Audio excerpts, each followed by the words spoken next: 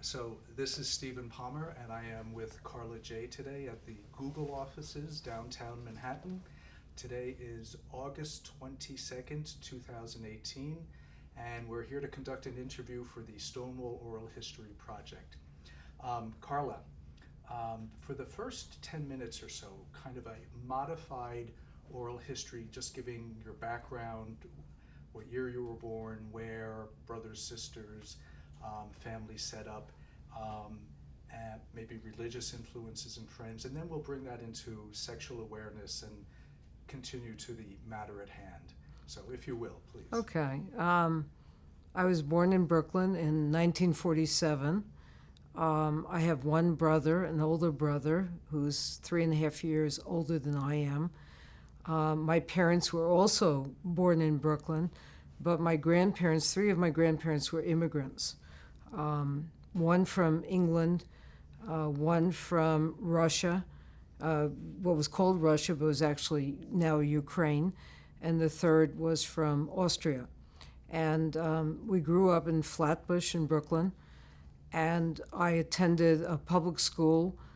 I was in the first kindergarten class, which was kind of typical in a way, because after the war, there was a big baby boom, and I was part of that. It was a middle-class white neighborhood.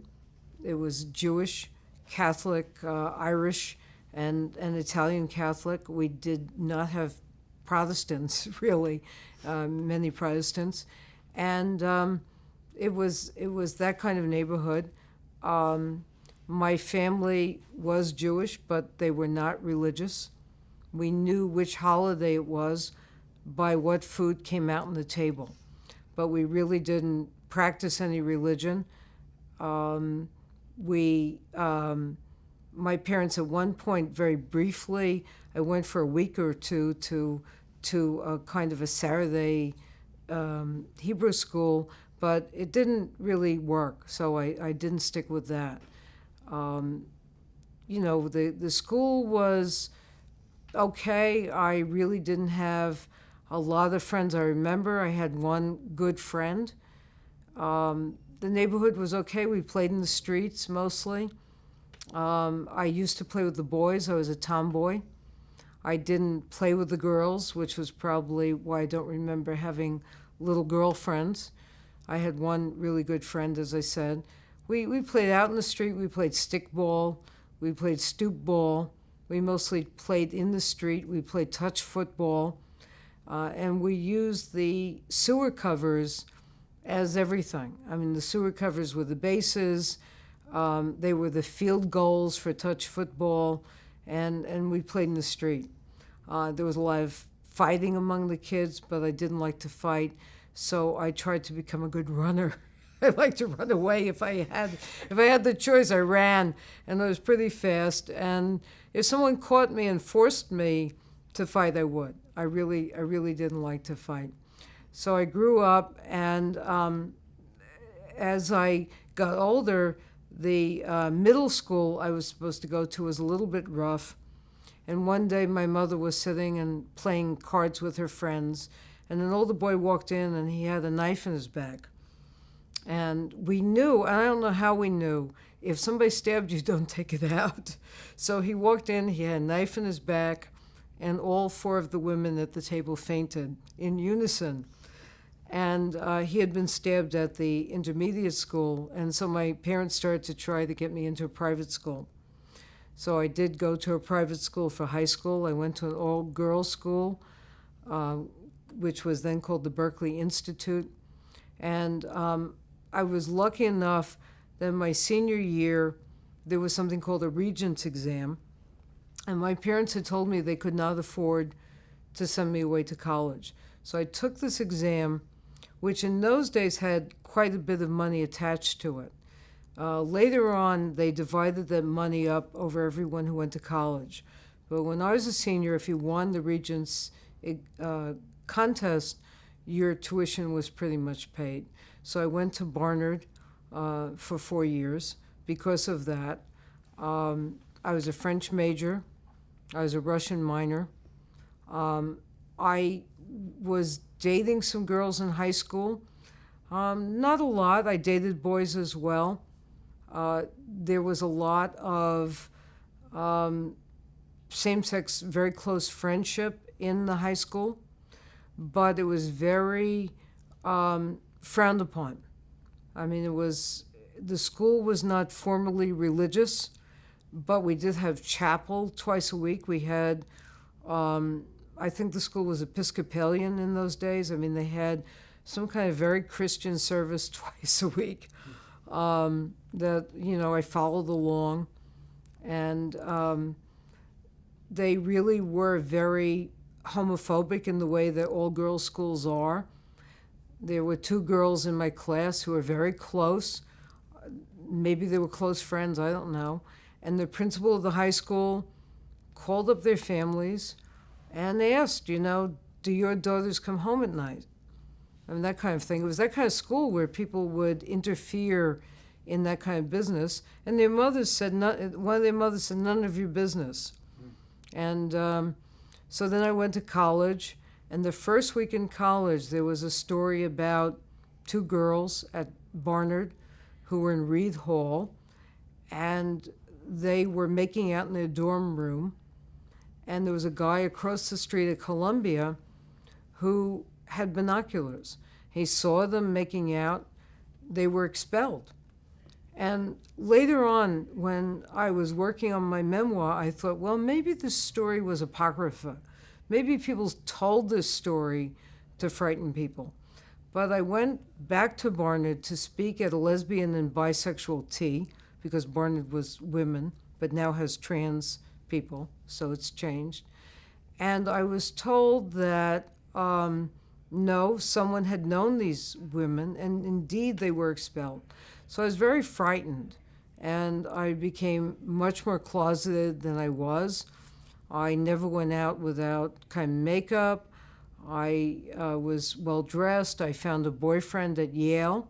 I went out with him for 4 to 5 years until he went off to Vietnam.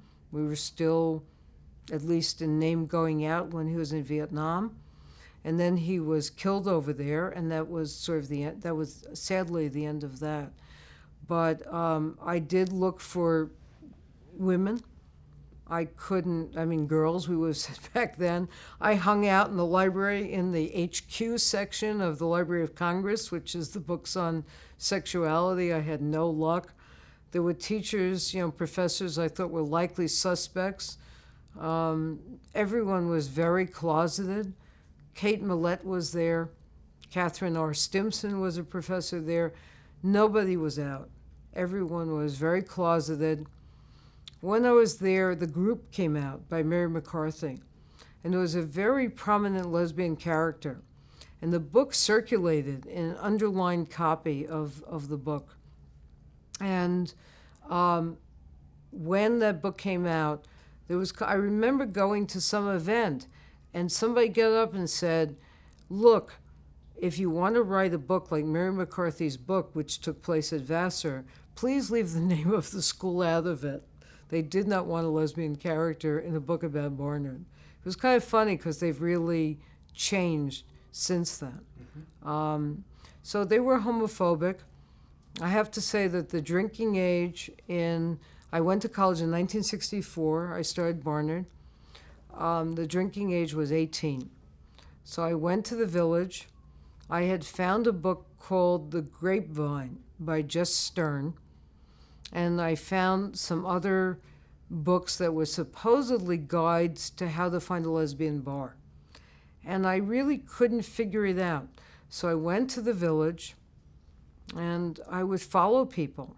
If I saw people I thought were lesbians, I would try to follow them. And sometimes I would see men I thought were gay men, and I walked after them. I'd walk into a gay male bar. I went to Julius's. I went to a few other bars. I went to the 9th, I think it was called the 10th Circle, the 9th Circle, a few bars on Christopher Street. And usually women got a hostile reception in the men's bars. So it was very difficult. Eventually, I found the Sea Colony once. I went in there once. I was very uncomfortable in the Sea Colony. I didn't know who these women were. I didn't look like a lesbian. I had very long hair. I didn't seem very feminine. By then, I think I looked more like a hippie to them than a lesbian. That's what I think I looked like. I went into the Bagatelle once. It was a university place, I think. I walked in, I looked around, I ran out. I just didn't really quite know who I was. Can I just ask you? Was there something about the environment that made you uncomfortable? What do you think, in retrospect, made you uncomfortable when you went into those bars? I went into the bars, and I can tell you because I spent more time in cookies. I went into the bars, and the women didn't look like me. You know, the women were more butch femme. So women either seemed to have very short hair in masculine outfits, and or women who were the femmes were much more feminine than I looked. They were in dresses or very frilly blouses. They wore a lot of makeup. Their hair was teased.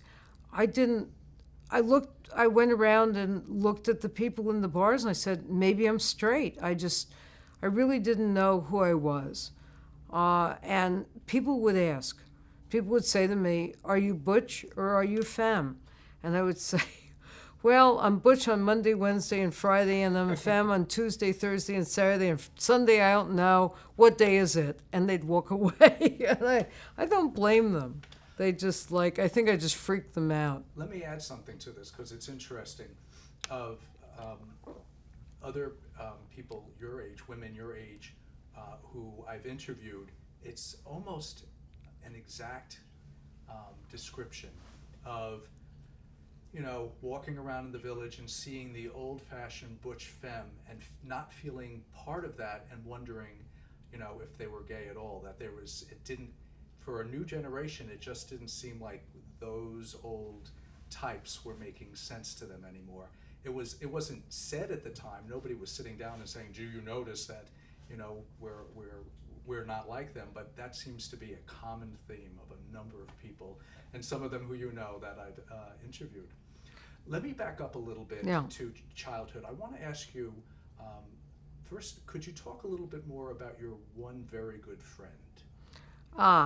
I think I had one very close friend. I think she probably wouldn't want to be named, but I did have one. Excuse me 1 second. Yeah. We just. Okay, you want me to get that out of the way? Yeah. I'm gonna need that from time to. Can I put it down here? Yeah, of course. Okay. Okay. I thought you meant mine. Okay. Go ahead. I'm sorry.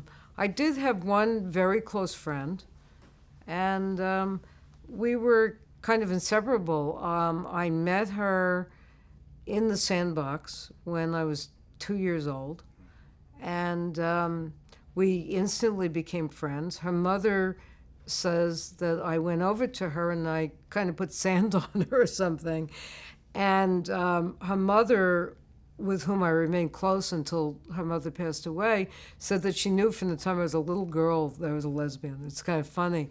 And her mother was very kind to me.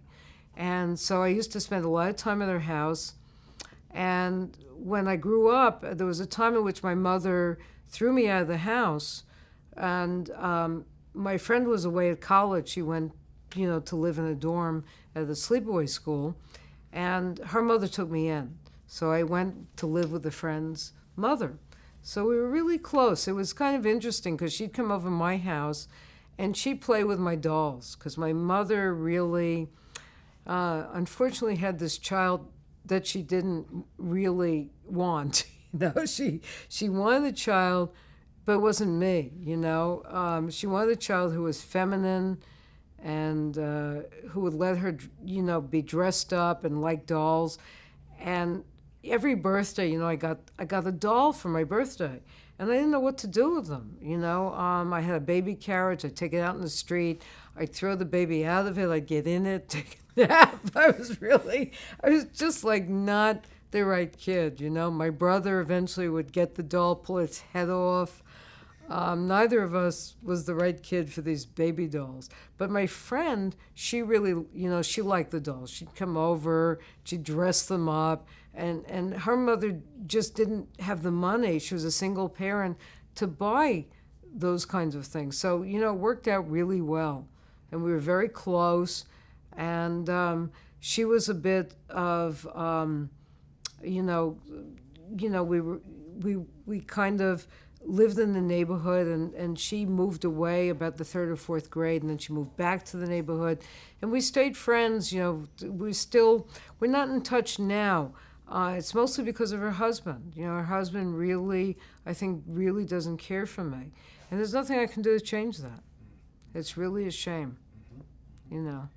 Did you feel an infatuation for her when you were No, there? it was not. It was, today you sound like our husband. I bet this way thinks, but it was not sexual. We were good friends. I just was not. I didn't think of things in a sexual way. If I thought of things like I was a tomboy. I was taking the baseball games. I thought maybe I could grow up to be a baseball player. I didn't understand things about gender. The woman who took care of me was African American. I thought maybe I could grow up to be black. I didn't, we were quite more innocent than children today. I really didn't understand that I couldn't grow up and be a baseball player. But I wasn't transgender. I didn't think I was a boy. I just thought, well, that's a great thing to do. Maybe I could be a shortstop. Maybe I could be black. I love this person. Could I be her child? Could I be black when I'm older? I think I just didn't really understand these things. But that wasn't a sexual thing at all. We were just close. We stayed together. It wasn't at all sexual.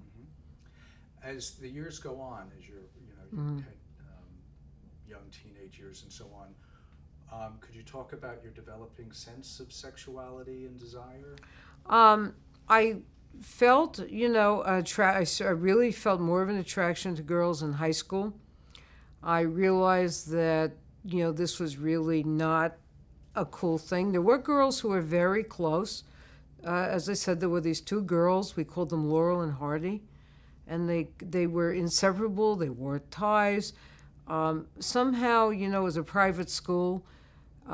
There were girls who had been there since preschool or kindergarten, and they seemed to be able to get away with things. I was from a kind of not so good background the way these kids were. My father worked on the waterfront in Brooklyn. He was in the marine carpentry business, which is something that no longer exists. It was called dunnage, and it was blue collar. And I knew I didn't quite fit in to this environment. And so I was really careful. I wanted to achieve. I did go out with a girl in high school. I somehow found a girl from another school I went out with. It's funny, I was just thinking of her the other day, and we went out. I think I met her. I like to go horseback riding. And I think I met her at the stables in Brooklyn. And that was one likely place to meet a budding lesbian. She was older than I was. She could drive. I didn't drive till I lived in California. So, she was somebody I went out with for a while. She was a great find. We went around. We had this common interest in loving horses. When I went to college, again, I was really careful. After I heard that story, I was very smart. I found this young man who was at Yale. He was, 2 hours away. We saw each other once or twice a month. I think in retrospect that he was gay. He never tried to sleep with me in 5 years. At the time, as I said, I was kind of naive. In retrospect, I think, wow, maybe he was gay. He was very handsome. He looked like George Peppard. I don't know if anybody remember Sure. George Peppard. He was blonde. He was very clean cut. He was very smart. He was such a gentleman. He was a bit of a racist. He had never met a Jewish person, so that was a bit of a struggle. When he met me, he asked me if I had horns. I had not heard that. He was from the rural South. So I told him that I had them, but we had them filed off at birth. I didn't know what the answer to this one was. But he was okay. He was okay about it. I think that Yale for him was really also this kind of global experience, getting out of the rural South. And he really asked because he didn't know, but he was old-fashioned. He walked on the outside. He pulled your chair out. He pulled the car door open, but he wasn't, we kissed, but he wasn't sexual. So I also had a girlfriend from City College, and we, she was a music major, and we went out for a bit, and that was great, and then, by my senior year, I started to go down to the Village more, and Cookies had opened, I think, by then. And that was a bar I went to a number of times. Let me go back to the girls in high school. Was there a term? Did you think of them as lesbians? What did you think of their relationship? Did people talk about it? People didn't. People were close. People didn't have words for it. It was really strange. The school was very conservative. We were very naive. We didn't discuss sex. We went out. We were taught things that are really antiquated. We were taught comportment. We were not allowed out of the school. I mean, when I talk about how naive we were, there was a guy, just to give you a story about how naive we were, there was a guy who would come to the school gate and sell us Good Humor ice cream. And we were not supposed to buy the Good Humor ice cream through the gate. We were supposed to buy it from the school cafeteria. We were locked in there. You were not allowed outside of the school. And one of the teachers in the homeroom, our homeroom teacher, chewed us out for buying Good Humor ice cream. You don't know, she said, what this guy could be putting in the Good Humor ice cream, which was maybe 15 to 25 cents a bar. And we thought maybe he was putting aspirin in the bar. It was only years later that I realized that she was implying that he was putting drugs in the Good Humor ice cream. And still, even later on, I thought, really? Could he afford to put, heroin in the Good Humor ice cream? But I think they wanted to scare us so that we would buy our ice cream from school. So we were naive. We didn't ask questions. We didn't question each other. But in the relationship that you had with the other girl, what was your sense of that? Did you think, we are dating, this is my girlfriend? We were practicing. I think the sense was that the little bit we talked about it, when we had sex in her car, which was the only place to have sex, we talked about like we were practicing. We didn't really, one of the things that was interesting in my life was we really didn't have words for these things. When I was a kid, I went off to camp at the age of 4.5. My mother couldn't take care of me. They sent me to a sleepaway camp for 2 months. I went to the camp and I saw those counselors with their DAs and their short haircuts, and they were so butch. And I said, yes, I am like these women. I had no words for that, but I knew I was like them. I knew I was not like my friend. I was not like my mother. I was not like Nini, who had raised me. I knew I was like those women in the camp. I knew that. I had no words for it. This other girl in the high school, she also had no words. We were practicing, she said. I said, okay, let's practice some more. Let's get some more practice in. It was okay, things were just, in retrospect, they were not discussed. I had a friend in high school, and again, I can't name her, I don't know if she's out, and 10 years later, over 10 years later, she said to me, I'm a lesbian. And I said, really? And we went to high school together. We were friends in high school. We were really good friends. She never said anything. She said, yes. She said, even my sister doesn't know. And I thought, really? I said, your sister told you I'm a lesbian, so you think she doesn't know you're a lesbian? So people were both naive. They lied to themselves. They lied to each other. I thought, of course, her sister knew she was a lesbian. It was just it was just really unspeakable. There were no words for it. The high school was very strict. It's interesting because none of the teachers in the high school were married. They were all single women. They were widows or unmarried. It was just such a strange situation. The only man in the school was the janitor. I want to branch it out a little bit to talk about the politics of the time, because 1968 is coming in Colombia, to get a sense of your involvement in the anti-war movements, civil rights, your consciousness about the Black Panthers, and then we'll pull that up to gay revolution. So if you could talk about 1968. Okay, I was at Barnard. I did the Student Homophile League, was founded at Columbia in 1967.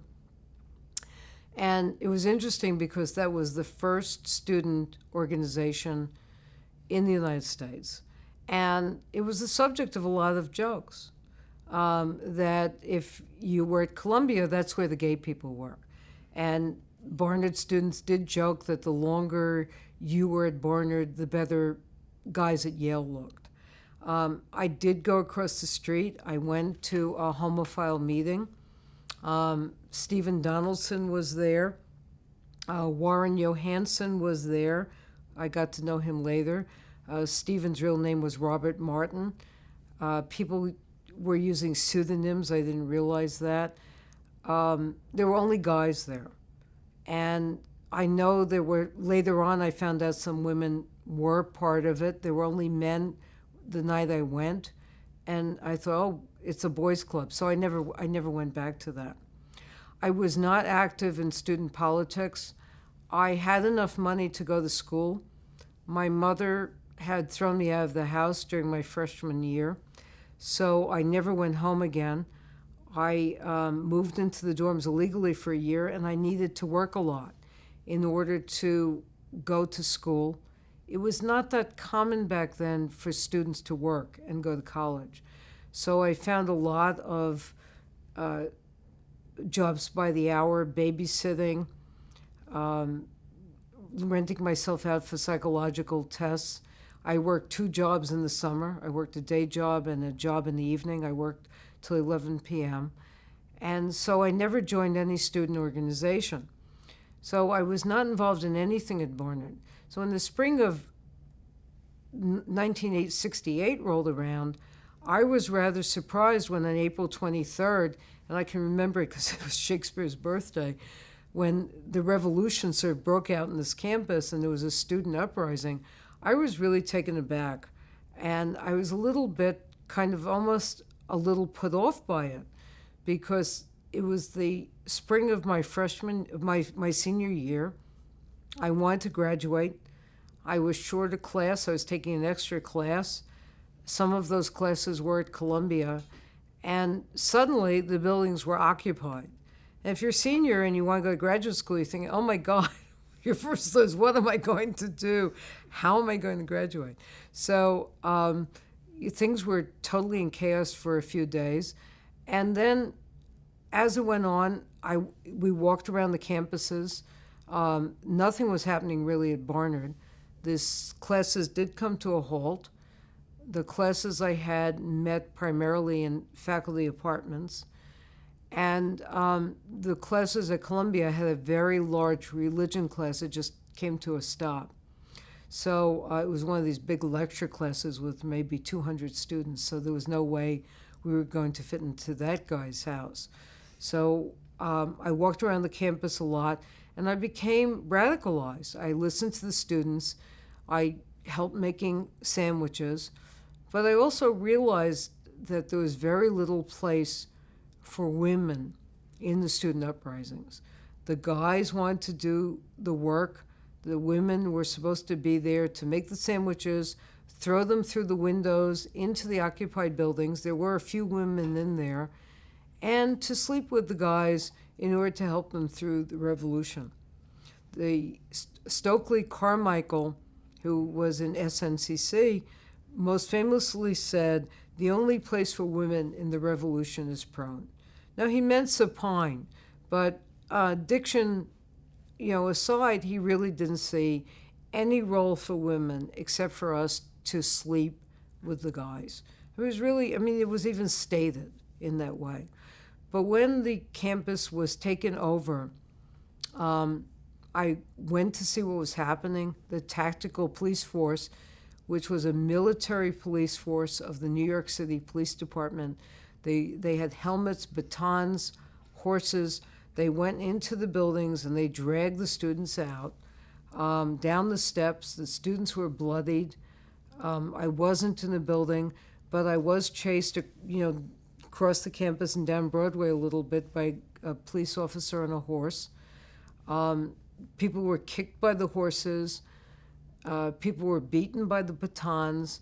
And the only crime that many of the people had was that they were out on the campus that night. And people I knew were just beaten to a pulp for being on the campus.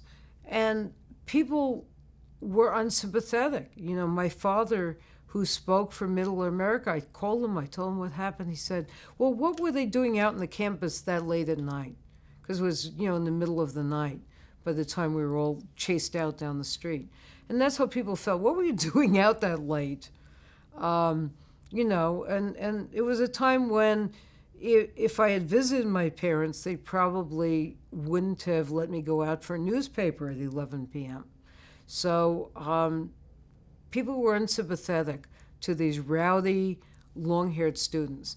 And just to encapsulate it, the uprisings were about the following things. Columbia was building a park, a gym in Morningside Park that was going to be totally for Columbia University. There would be a separate entrance for the black residents of the neighborhood to go in. It was like the southern part of the U.S. We were also protesting against the war in Vietnam because Columbia was taking a lot of money to do research. And the third thing that people mostly were protesting about was people did not want the recruiters on the campus recruiting students to join the armed forces on the campus. So that was basically the heart of the protest. And that night, when the police came and just bloodied people I knew and sent them to emergency rooms all over the city, that's what really changed my life. I lost faith in the justice system of the United States. I felt that there was going to be a revolution. I felt that people would not listen to peaceful protest, that the students hadn't destroyed anything. They were having a sit-in, and this was a response to them. When you graduate, you did graduate. I did graduate, yes. Except for the religion course with 200 people. I got a pass-fail. You could take a pass-fail, I got a pass. Yeah. I'd like you to talk about what you were doing, and up into 1969 when Stonewall happens, your forays into Greenwich Village, what Greenwich Village was like at the time, and if you could talk a little bit about the counterculture as well. And okay. Your vision of it. Okay. One of the things that happened as a result of, there were several things that happened. First of all, I certainly didn't want to go to graduate school at Columbia. So I went to NYU in comparative literature. I was a French major and a Russian minor. And I decided to, I had an apartment. You could not live in the dorms at Barnard unless you lived more than 75 miles away. So I already had a rent-controlled apartment. The rent was $150. So I got a job. I started graduate school at night. I joined Red Stockings, which was a militant Marxist feminist group which developed consciousness raising. And they developed the phrase in this country, the personal is political. That is a phrase from Red Stockings. They believed that in order to have social change, we had to understand the root of our oppression. And so I joined a consciousness-raising group. In the group, I met other people who would be in GLF eventually. I met Michaela Griffo in Red Stockings. I met, eventually, Rita Mae Brown was in Red Stockings. I also met Rita Mae Brown at New York University, where she was in the film department. So I was more interested in the village. I started to be in the village in in the evenings in 1968. I could go from there, from school. The earliest classes were 4 p.m. So classes were either 4 to 6 or 6 to 8. So after an evening class, I could go over to a bar. So I could go to Cookies, which was open then, and that was the bar. Now, while there were many bars for men, there really was usually only one bar for women. It really just wasn't economically feasible. I think there wasn't enough of a paying population. Cookies was on 14th Street and 7th Avenue, and during the week they didn't have a charge to get in. On the weekends they charged $3 to get in. There were 2 bouncers who were mafia guys. They were members of the Genovese crime family, which owned most of the bars in New York. And Cookie, who was the nominal owner, was connected with them, and people believed, I don't know, that she was a former prostitute and that she ran the bar. And as I have described Cookie, she was in her 50s, and back then she had blonde hair that had been teased into some kind of beehive, maybe in the 1950s, and it seemed like it had just been left there, from 1955 on. If you ever saw one of those 1950s Technicolor movie, that was Cookie. She often wore a red dress and crinoline with kind of one of those slips underneath that made it stand out. She had very long red carmine nails. She wore bright red lipstick, and she always had a cigarette dangling from her fingers. So you went in, you sat at the bar. If you didn't drink fast enough, Cookie would order a drink for you, put the cigarette under your chin and say, order another drink, or she'd order whatever you had and get you another one and make you pay. Her famous phrase was, "This ain't no church, girls. If you want to talk, go to church and talk in a pew." That's the way she talked to the customers. It was like, you didn't have any other place to go.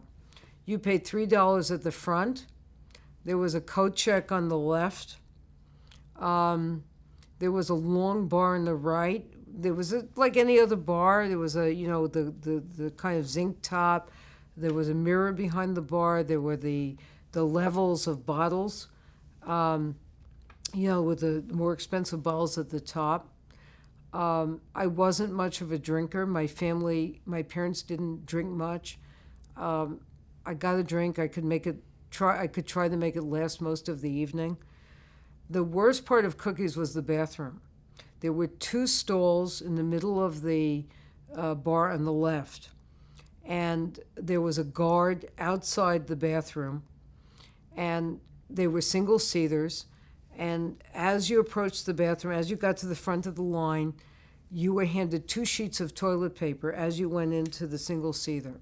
Not more, not less. They didn't ask you what you were going to do in there. You got 2 sheets.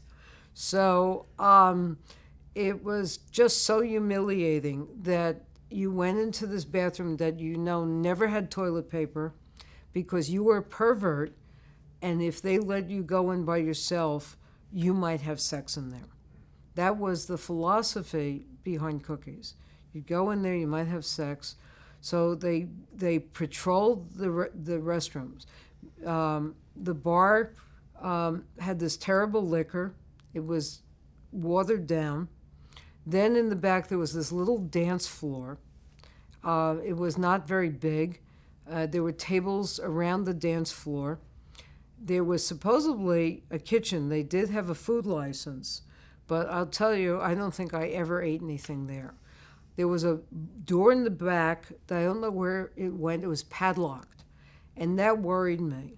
I was afraid of 2 things. I was afraid, first of all, that there would be a fire, and I would not be able to get out the back, and I would die. And indeed, in 1973, there was a fire in New Orleans where I think over 50 people died because they couldn't get out of the bar. Mm-hmm. And I was also afraid that there would be a police raid. There were lights in all of the bars. They were usually red. Sometimes they were white. They never went off when I was in Cookies. And if you were dancing, it was illegal for same-sex couples to dance. So if you were dancing and the lights went on, you were supposed to stop dancing. There were women at the tables. I think they might have had some waiter service on weekends. The women, again, were very butch femme. I did go home with a very butch woman once. I think that was at Cookies. I really didn't have very good experiences in the bars. I hung out. People called me a hippie. They used the word college girl as kind of a put down sometimes. I was coming from NYU, and it wasn't very friendly. I didn't look like I particularly belonged there. I got it to the point where there were a few people I could talk to, where I knew their names. I'd go in and I'd talk to a few people. And I would think, after a night in Cookies, I'd think, am I really straight? And there was a guy in my class I went out with. And so, I was very careful always to have a cover and to have a boyfriend. And I like guys. I liked having sex with guys.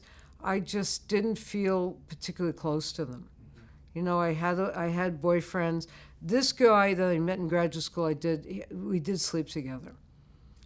Let me ask you about, there's two things with the bars. One, did you ever experience one of the raids? No, I was not. Luckily, I was never in a bar raid, fortunately for me. And the second thing is, did you self-identify as a hippie? Did you understand why people were saying that? Were there aspects of the counterculture that made sense to you? Yes, there was a point. By 1968, I felt a bit like a hippie. I started growing my hair very long, and it just kept on growing. I just did. There was a certain point at which I let it grow. I wore kind of muumuu type dresses. Sandals or boots. My fashion was probably modeled on Mama Cass. What else can you say? What would you say if you looked at me back then, except that I was a hippie? That's kind of, I looked like Mama. I was kind of heavy. I wasn't as heavy as Mama Cass, but thinner, And so you take one look at me, and I had long dangling earrings, and a lot of not bracelets, but chains. There was nothing else you could think except I was a hippie. I liked that music. Like other people of my generation, I smoked pot. I wasn't that much into drugs, but because I had to work a lot. I just didn't have the time to be stoned. Did you go to the Fillmore East? Yes, in 1960, I was working in a company, and I met someone there who moved to San Francisco. So in 1969, I went to visit a friend of mine who had moved to San Francisco. I took my summer vacation, and I went out there to be my hippie self, and she lived in Pacific Heights. And I went to the clubs at the Fillmore East, and I hung out, and I went to Golden Gate Park, and it was just like, it just was this, I think it was in the beginning of August, the end of, when was it? Maybe, it was in July of 1969. It was really great. There were hippies all over the place. I loved the Fillmore East. I went to these clubs in that part of the city. I didn't know San Francisco. I had been to Toronto once. Other than that, my parents never went really far because they didn't want to use public restrooms. So my parents really didn't travel. And one other thing I want to back up to as well, and I read about your involvement with Red Stockings. Yes. Could you talk a little bit about that and some of the tensions you had with Red Stockings? Yes. When I went to Red Stockings, their motto was "the personal is political." But when it came to lesbians, the personal was personal. They were like, I have a friend now, I'm not going to name, but she's on a diet right now. She's on one of these low-carb diets. And since she's been on this diet, I've noticed that her posts, which used to be political, are now food. All she talks about is food. She talks about this food and that food, and food she's found that she likes. And, you want to be supportive. But these women, they were like that. All they talked about was men. They were like, men this, men that. It was really interesting. The only time they really talked about being a woman was when they talked a lot about growing up and being reared as a woman. And some of the women who were in marriages talked about their relationships and the roles of women and men. They really didn't want to hear about any other way of life. That the whole thing was to be heterosexual and to get into the struggle and to find the right man and to have him be a feminist and put the toilet seat down. And that was the big struggle. And I felt that a lot of the, I don't want to put Red Stockings down. I think that they did a lot of valuable things. Red Stockings interrupted TV shows. We went to TV shows where there were women on the stage in the dark who would not talk about having an abortion because it was illegal and they could have gone to jail. And some of the Red Stockings got up there on the stage and said, I have an abortion. I've had an abortion and I will talk about it on the camera. And they went to Albany, and all of the legislators who were going to talk about abortion, they were all men. All of the witnesses were men. It was outrageous. And Red Stockings got up there and said, no, we are women, and we are going to talk about this. So, Red Stockings was really kind of amazing. And the things that we talked about in consciousness raising, about growing up female, about having relationships and the way in which we were female. It wasn't to have a therapeutic cure.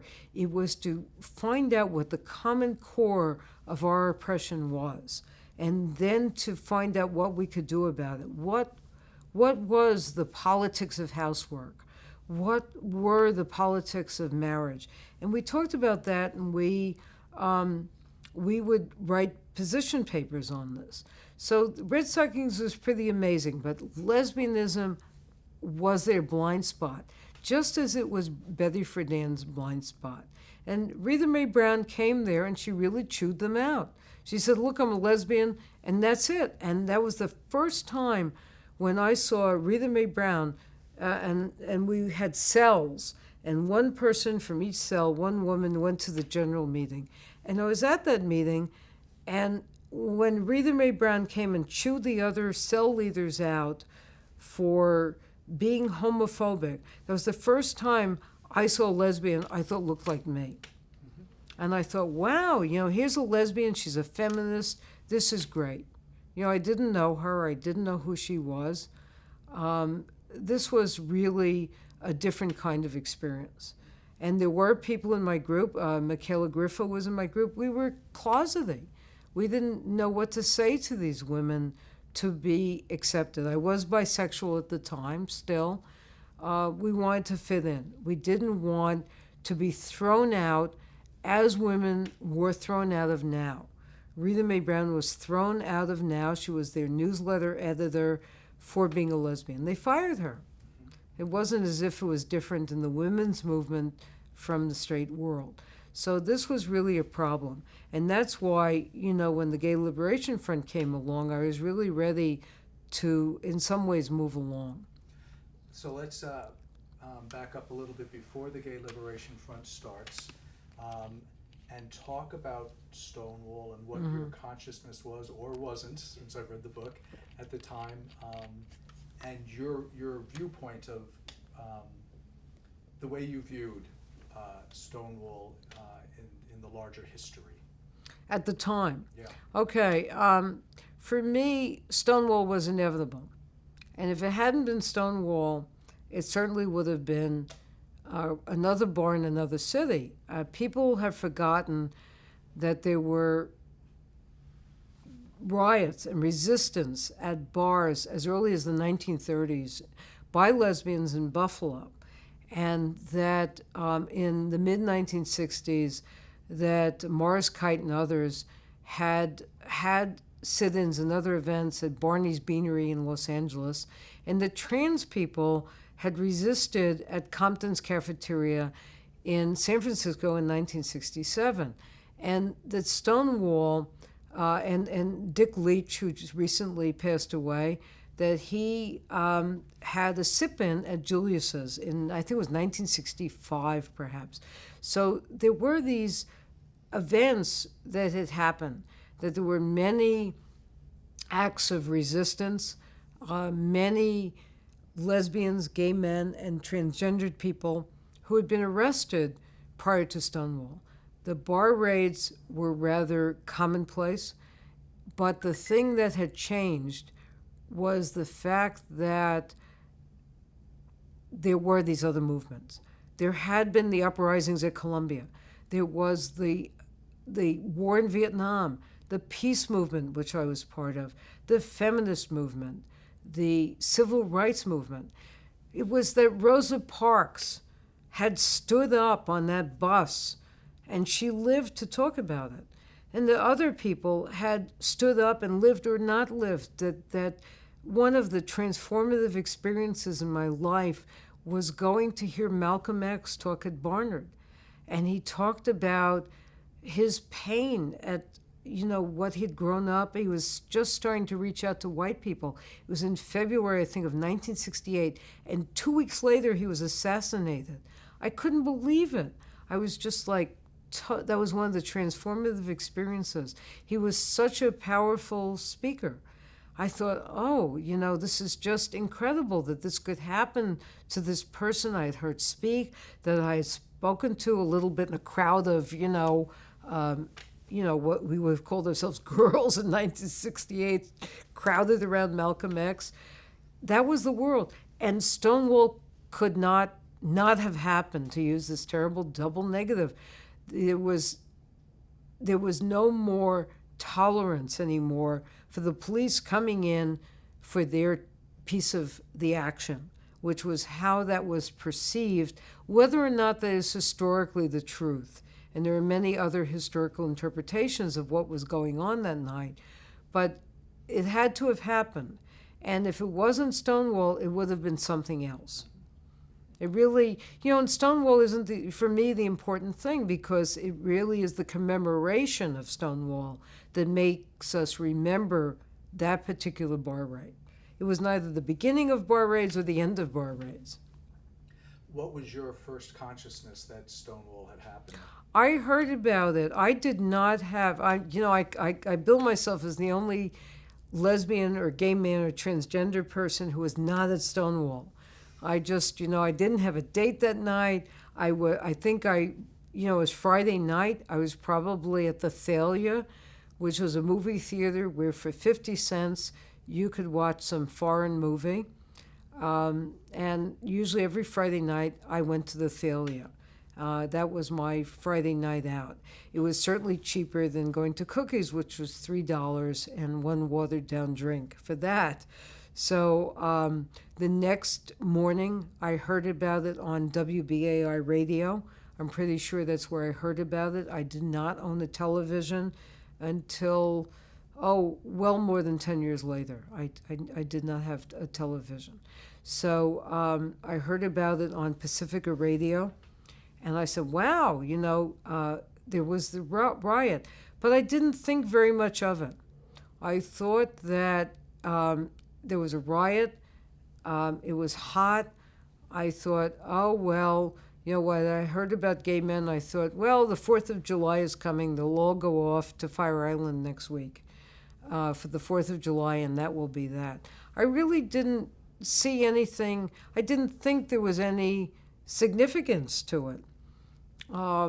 It was hard. It's easy for people in retrospect to say, I knew that was the moment. And I think some people did know that. With all due respect, Allen Ginsberg at the time did say that the people he saw in the street had lost that wounded look, and there were those famous statements.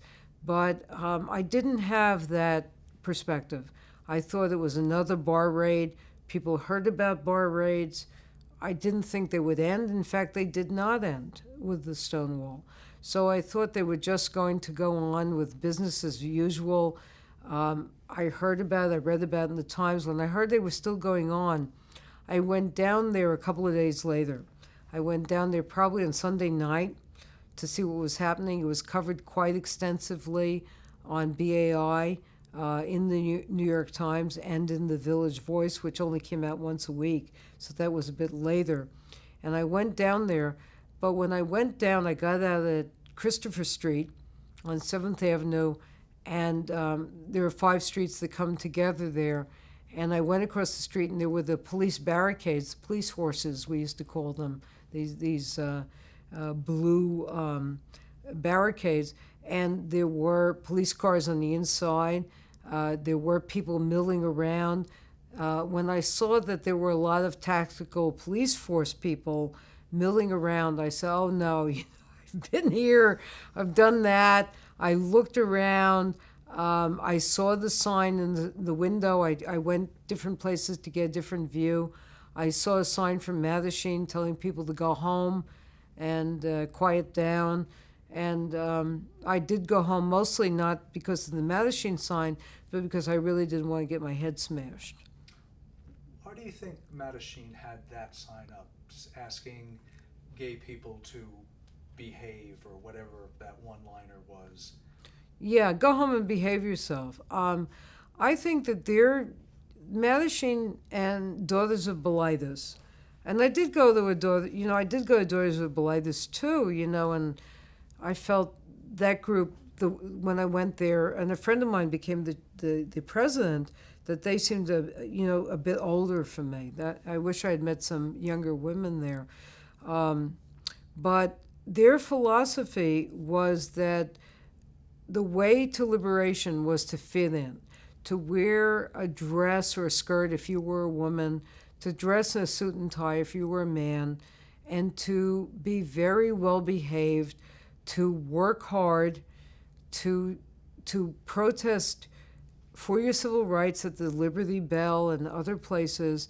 And I respect them greatly for it. I think they haven't gotten as much respect as they deserve because they really stuck their necks out in terms of losing their jobs. But they saw uprisings as some way that would just set them back. But this is how it works. This is how I think it works. Look, when you look at Martin Luther King, and you look at Malcolm X, and you look at the Black Panthers, if there weren't the Black Panthers and Malcolm X didn't exist, Martin Luther King would not have gotten as far as he did. Because once you have these rowdy revolutionaries that the Gay Liberation Front became, the Black Panthers became, the feminists who went to Atlantic City and threw things into the trash can of liberation and burned it. They did not burn bras. They actually didn't burn things because we couldn't, the feminists couldn't get a fire permit. I went in 1969 down there, or 1970, but we never could get a fire permit to burn things. But the ones who wanted to burn things, the ones who went to the stock exchange and threw money, or the witch group that went to the stock exchange and hexed them, rather than the ones who went in the well-dressed suits, made the people in the suits and ties and the dresses look like the ones that people wanted to negotiate with. But without the people who said, look, give me my rights or we're going to knock this door down, that's what made the other people look really better to them.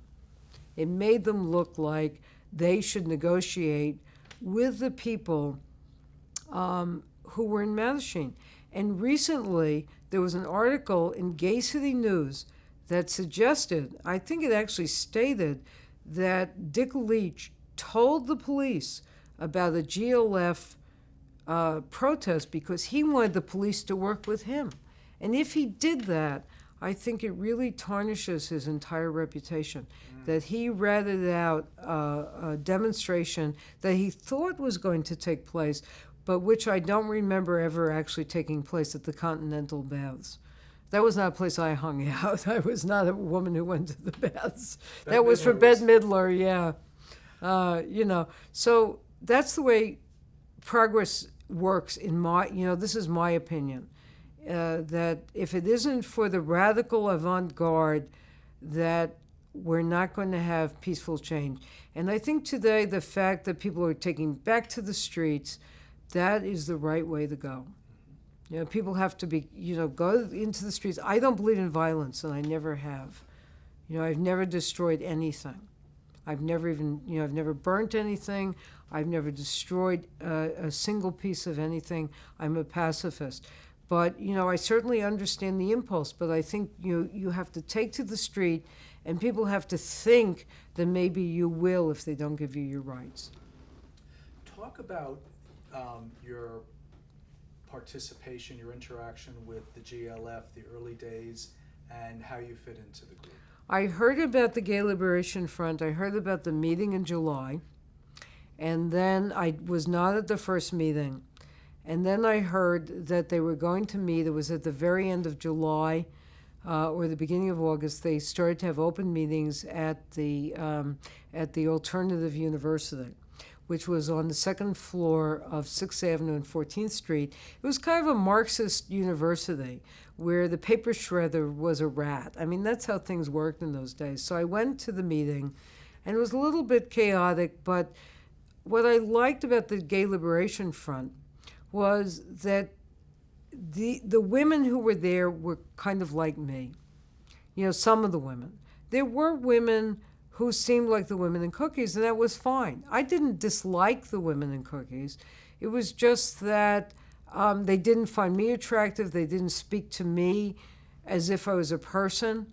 I felt, it was kind of interesting, I felt kind of objectified, as this kind of androgynous, to them I was an androgynous hippie, and it was just like, it wasn't that I found anything wrong with the people in the bar. That's just who they were.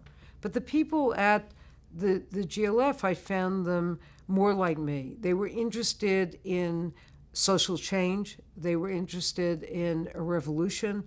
They were interested in politics. Some were interested in feminism. Not everybody. Over time, I discovered that there were men there who really did not like women. And there were people whose politics I didn't like. There were people who said, go left, go gay, go pick up the gun. And I am not, a violent person. I had a bit of ambivalence about some of the alliances that were suggested in the fall with the Black Panthers because their position on women and violence did not coincide with my politics as a pacifist. So I didn't agree with people, but I felt that here were people who identified as lesbian, bisexual, gay, trans, and here were people I felt at home with. I liked, the chaos was fine. And those were the people I liked, so I stuck with the group.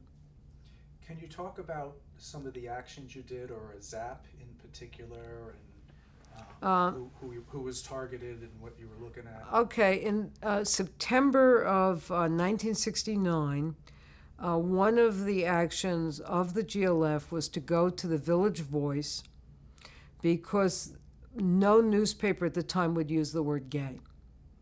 The word homosexual had first been used in the New York Times in 1926, but they were not ready for the word gay. This was considered, this may seem very funny at the time when people called themselves queer, but, to give a perspective, in 1975, I think it was, I went on the Tom Snyder Tomorrow Show. He had a show that followed the Johnny Carson show. He was in the 1 a.m. slot. And Tom Snyder turned to me and he said, "Why do you people call yourselves gay anyway?" And I thought, this is 1975. And I said, "Well," I said to him, "I used to call myself a practicing homosexual, but by now I've had enough practice." And that, that really shut him up. So, we wanted to call ourselves gay. Mattachine called themselves homophile. A phile is a lover. You could be an Anglophile. It doesn't mean you're English. It just means that you like English culture. We wanted to call ourselves gay. We wanted to own it. We were calling ourselves gay. We were calling ourselves lesbian. We just wanted to own these words. So we want people to find our group. But how were people going to find our group? The yellow pages, we didn't have computers. There were these big fat books in which everybody was listed in white pages by name, in yellow pages by business. They would not list us either. So we were a group and nobody could locate us. How were people going to locate us? So we went to the Village Voice and we picketed outside to get them to use the word gay. Because if this liberal bastion, the Village Voice, was not going to use the word gay, then who was going to use it? So that was one, and they came around, and they did change their mind and let us use the word gay. Can you talk about... I mean, they used it in their paper, to advertise, and, eventually it became, the big thing in ads. They found a big source of money in those back pages where people would cruise. I mean, they had all these sex ads in the back. Yeah. Weren't they happy? Who do you remember, who was the bigwig at Village Voice at the time? Oh, I don't remember. By the time I was writing for the Voice, I was working with Richard what's his name, Goldstone or Goldstein. Goldstein, yeah. You interviewed him. Yeah, I worked with him primarily, but I don't remember who that was. It certainly wasn't him because he wouldn't have been like that. Right. That Yeah. was wonderful. Yeah. As time goes on, there's some people who move away from Gay Liberation Front toward and start Gay Activist Alliance. Can you talk about that? In December of 1969, some people were really upset with the chaos.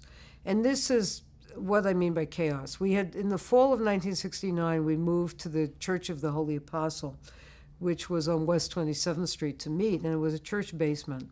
And we were spread out around the basement.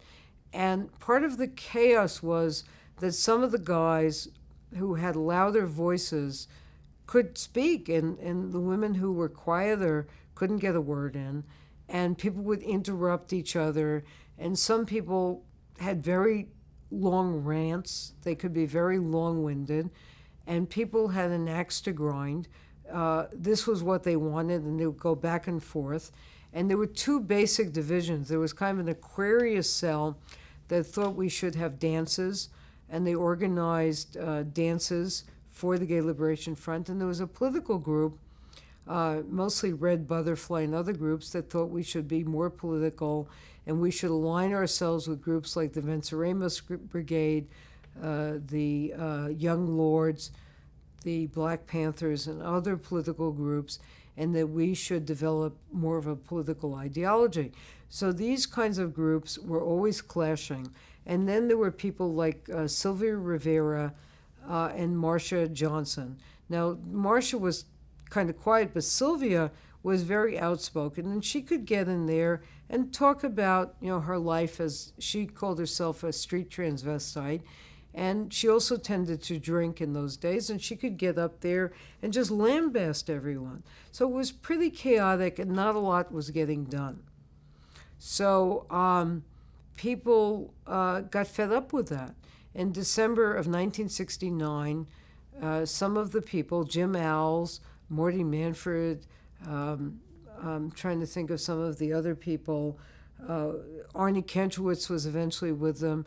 I don't know who else was in that group. Eventually, Sylvia went over there. I don't know if she was really a member. They formed a group that then was run by Robert's Rules of Order. And no radical group was run by Robert's Rules of Order. I mean, this was considered a patriarchal way of doing things, and that these rules were created. There were all these elaborate rules that were created to quell the minority.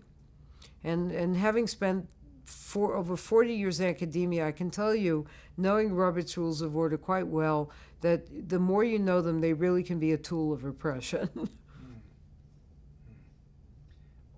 Did the Gay Liberation Front and the GAA work together on any actions, or were they absolutely split? Not that I remember.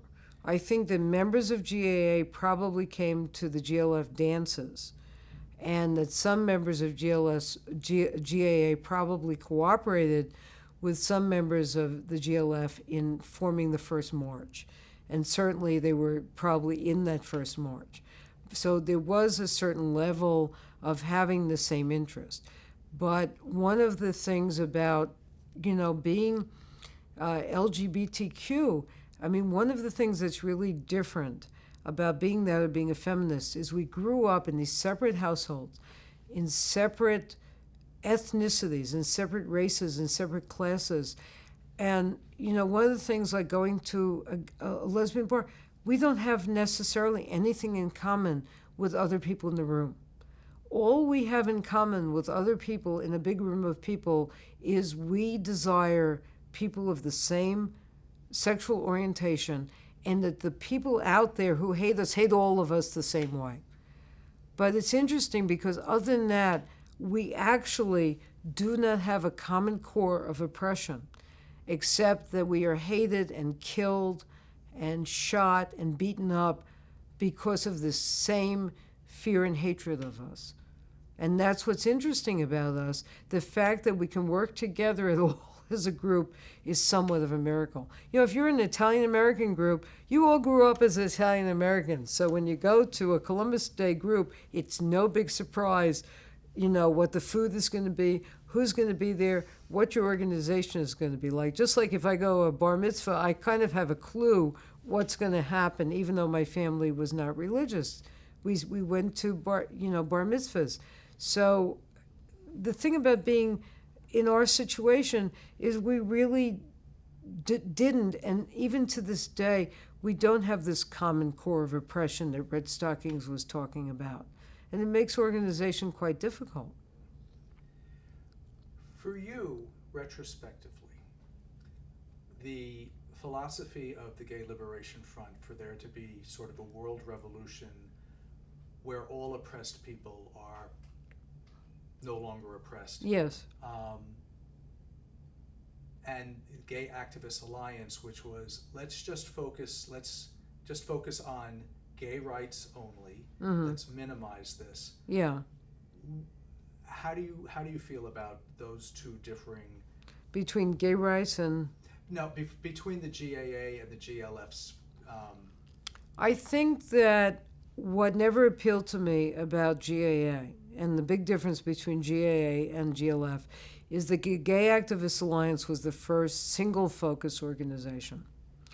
And I could not pull out the piece of me that was a lesbian from the piece of me that was a feminist, because the war, because I still belonged to Red Stockings, and I was still organizing activities. I organized in Oakland on Wall Street. I was part of the takeover of the Ladies' Home Journal. The Second Congress to Unite Women was kind of a lesbian feminist activity in some ways. I couldn't, I couldn't separate my interest in civil rights. I couldn't just pull all those pieces out and say, no, I'm going to say, oh, you people don't matter. Now I'm just going to focus on me. I think that one of the things I learned in Red Stockings is you cannot judge other people's oppression. And you can't say that this person next to you hurts more or less than you. You just cannot judge other people's pain. But you also can't turn your back on other people.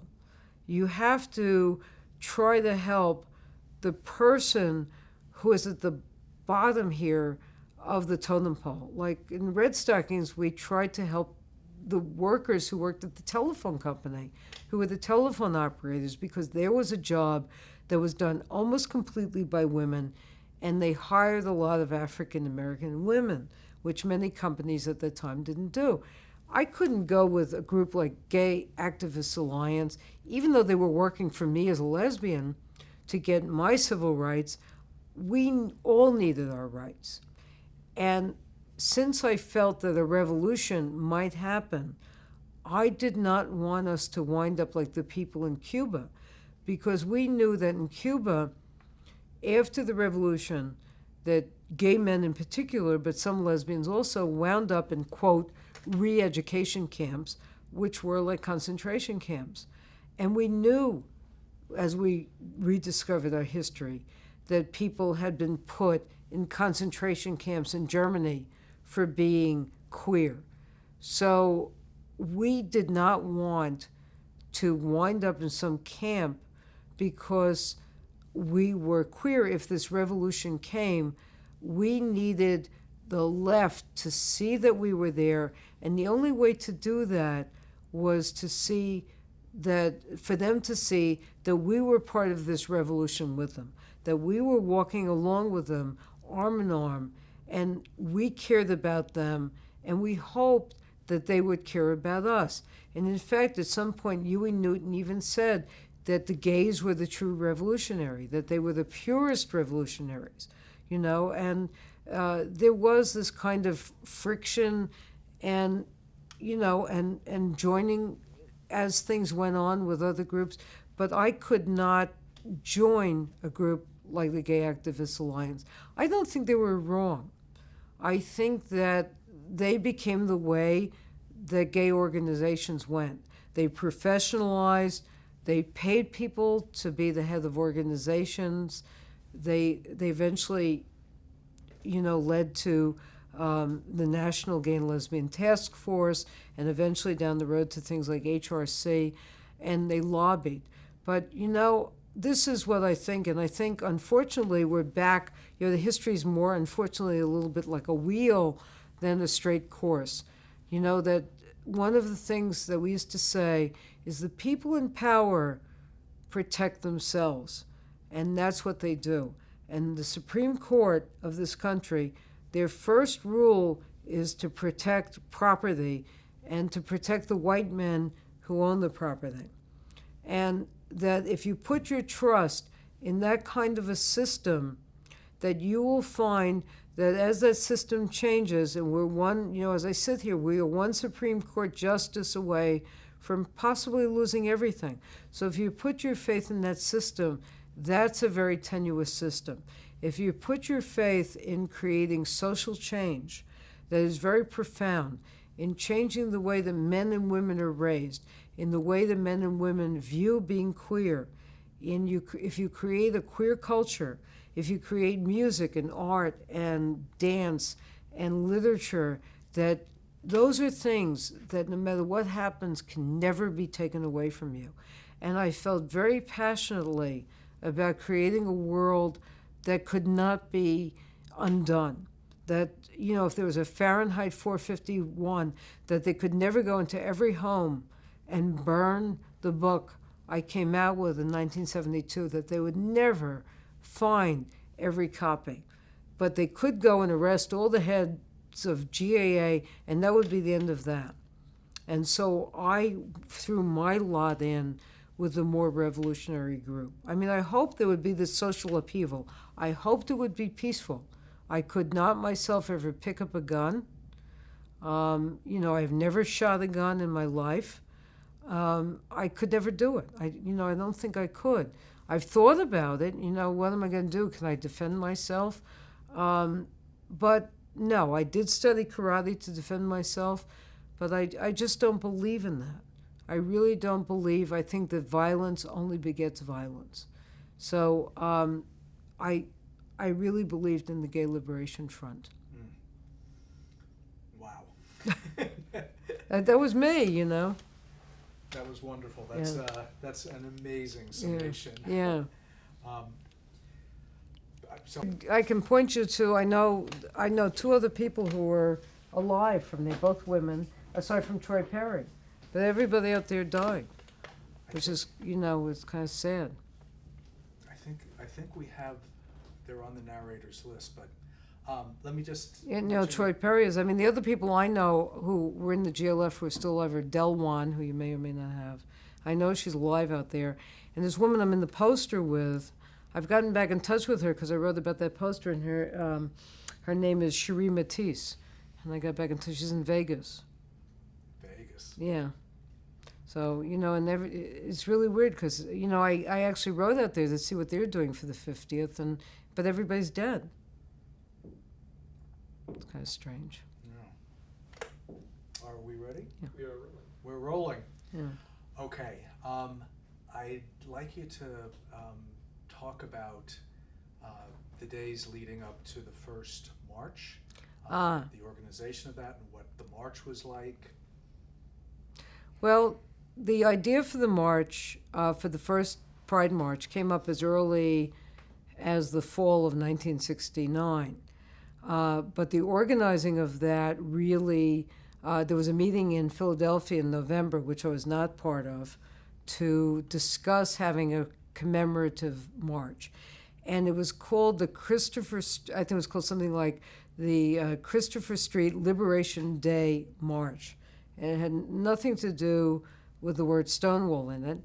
And by the following spring, members of the GLF, along with people like Craig Rodwell, who owned the Oscar Wilde Memorial Bookshop, and some members of the old Mattachine, like Foster Gunnison, started to organize the march.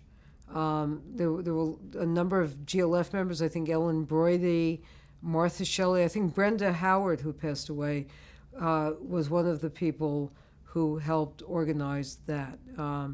And people wanted to have a march from the village up 6th Avenue into Central Park. And that was the general idea of the march. And we wanted it to be away from the bars. We wanted to go out into the street, away from the bars, and up into the park where we would have a rally. Before that, at the very beginning of May, there was another event which was very important, which was on May 4th, 1970. Several students were killed at Kent State. And as the result of that, there was a gay-in. There was part of that in Central Park on May 10th, I think it was, in 1970. So we were very active that spring. And the other event that happened in May, and I don't know if you want me to talk about that, was the Lavender Menace action. And maybe you've had enough people discuss that particular action that I was involved in. Okay.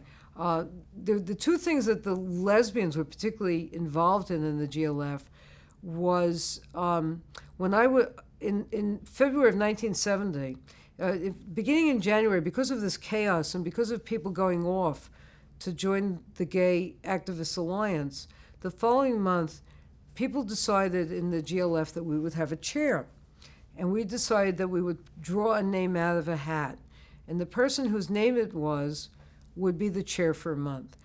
So in January of 1970, a man's name was pulled out of the hat, and I can't remember who it was. So they decided that the following month that the chair, I don't know if they decided it would be a woman or what was decided, but my name was pulled out of the hat in February of 1970.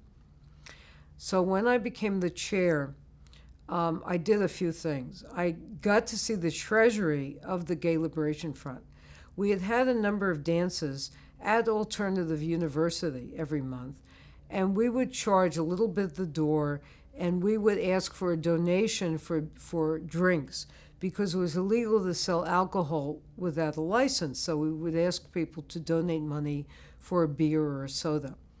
And I looked at the treasury, and I can tell you that in February of 1970, the total treasury of the Gay Liberation Front was between $150 and $200. That's my memory of it.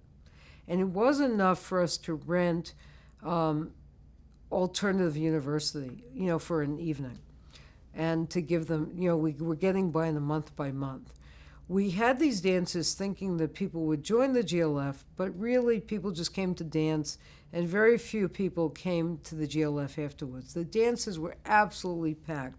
They were wall-to-wall people, mostly guys, and the women couldn't find each other. There were so many men. They were bigger than we were. We just couldn't even see each other. So the men gave us a back room, and the back room was this kind of filthy room in the back that had a couch. If you kind of put your hand in the couch, a bunch of roaches came out from the kind that came with marijuana, not walking roaches. And other, pills came out of there. It was really filthy and dark. And the women got the back room, and that really didn't help too much. So we decided in February we would have our own dance. We set it up for April. Some of the women went into Cookies to leaflet. I was afraid of Cookie. I had seen her throw women out of the bar. Somebody I knew went into the bar and thought that Cookie might be trans, which was ridiculous because she was a cisgendered, as they say, and put her hand up her skirt, which got that woman banned from the bar for life. So people, these mob guys, they just picked this woman up and threw her right out into the street. So when women went to leaflet there in February or March, they just got tossed right out into church, right out of her church, as you have called it. Cookie said she didn't believe in the First Amendment. And if we kept this up, she said there would be no GLF. That was her threat, her famous threat. So we organized the dance, and we knew how to do this because we all worked at the dances. I worked at the dances, I worked the door, I cleaned up after the dances. You had to sweep up, the floors were littered with paper cups. Sometimes there were cigarette butts, pills. You weren't supposed to smoke in there, but people did. And we got the place, we had the dance in April, I think it was April 3rd, 1970. And as we were cleaning up, there were three of these huge goons appeared in the door. They were so big in these trench coats that they filled the door up. They said they were police. They were wearing trench coats, as I remember. They had guns in their belts. And they said, we're the police. And even I knew that the police did not wear guns in their belts and that this was the mob and that we were going to be killed. That was my first thought. I said, oh, we're dead now. So as they said they were the police, some women ran to the toilets and flushed. There was this sound of drugs going down the toilets. Other women just stood their ground. I ran out. My job was to call the lawyer. Our lawyer was Flo Kennedy, who is a very militant black lesbian feminist lawyer, and I had her number written on my hand in ink because that was my iPhone in 1970 was my hand. I had her number, on there always in case I was arrested. And so I went out the back door. I knew my way around. I went down the back door. They ran after me. I ran very fast down the door. My childhood running paid off, and I couldn't think of a place to go where there was a phone booth to call Flo. The only phone booth I could think of was a block away in front of Cookies. So I went there. There was another woman ran down with me. We went in front of Cookies, and I called her up. She said, I'm going to call the police and the media. Because if these are the police, then more police, it doesn't matter. What does it matter? If they aren't the police and the press come, they'll scram. So I said, great. So meanwhile, some guys come who were trying to get into Cookies. And they're being thrown out of Cookies. It really just was not my evening. And these guys come to the phone booth and they say to me, I don't know, this isn't going to be on TV. They say, are you a pussy sucker? Were you in that bar? And I said, no, I'm from the telephone company. They said, really? I said, yes, I'm here fixing the phone. I pulled the receiver right out of the phone. I was so nervous. I ripped the whole thing. I said, see, it's broken. I said to them, I thought, I'm going to fix it. I thought, well, at least I have a weapon if they start to strangle me. Because, the phone booths were enclosed. So they actually were so drunk, they bought this stupid story. And they said, all right. And they walked off. And I went back. And by that time, the goons had left. The real police had come. And we got away. So we were very upset because that spring, Betty Friedan had called lesbians the Lavender Menace. And we got together at several places, and we wrote a document called The Woman Identified Woman. We called ourselves Radical Lesbians. Many of the women came from the GLF.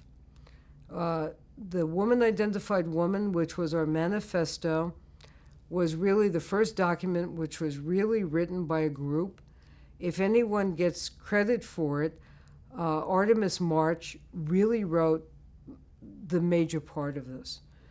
She was really the coordinator of this document, and she deserves the lion's share of the credit. We went to the Congress to unite women. We dyed T-shirts. I'm sure people have told the story. We dyed T-shirts in the bathtub. They said Lavender Menace. They were in lavender with stencil. We ran off the document on a mimeograph. We met outside a group. There was a Congress that was going to happen called the Second Congress to Unite Women on May 1st, 1970. It was organized by Betty Friedan, who had called us a Lavender Menace. She had said we were going to destroy the women's movement. She had fired all of the women who worked in NOW. She got rid of all of the women who were in executive positions. She had just kind of had a purge.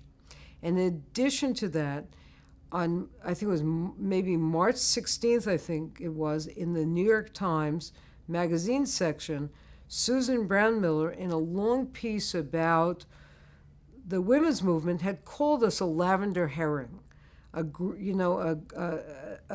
of women that we were a diversion, but we weren't anything important. So we were really totally insulted now. So we organized this action. We put on our T-shirts. We went to PS 41 in the Village. It was on West 9th Street or West 10th Street. I was planted in the audience. I had a blouse on with my Lavender Menace T-shirt underneath. A group of women were waiting outside. Michaela Griffo and Jessica Falstein went up behind the stage, and when the Congress was about to start, they pulled the plug on all of the lights. When the lights went back on, the radical lesbians were all around the audience, and the audience was completely surrounded by lesbians in T-shirts. And I was planted in the audience. My role was, at one point when they said, join us, I stood up and I said, I'm tired of being in the closet in this movement, and I had on a blouse, and I ripped my blouse off, and I had a Lavender Menace T-shirt underneath.